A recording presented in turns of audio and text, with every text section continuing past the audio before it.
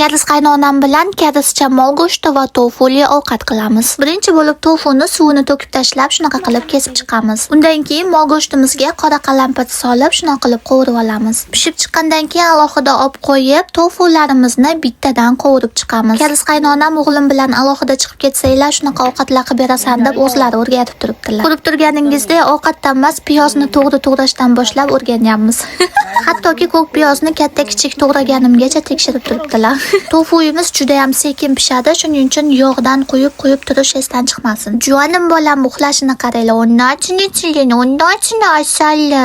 Bo'ldi, chalg'imimiz sos tayyorlashni boshlaymiz. Maydalangan chesnok, shakar, quritilgan qalampir, shakar siropi va soyavoy sos bilan 1 stakan suv solib, yaxshilab aralashtiramiz. Tuzi kam bo'lsa, soyavoy sosdan ozroq qo'shib olsanglar ham bo'ladi. Pishib chiqqan tofuyimizni ustiga go'sht, piyoz, ko'k piyozimizni qo'yib, ustidan sosimizni quyib yuboramiz. Shunaqa qilib ozginaga dimlab qo'ysak, qarabsizki, mazali ovqatimiz tayyor bo'ladi. Bizning oilamizda dasturxonda kimchi turmasa gunoh hisoblanadi, shuning uchun o'tgan yilda tayyorlangan kimchimizni olib kesib olamiz.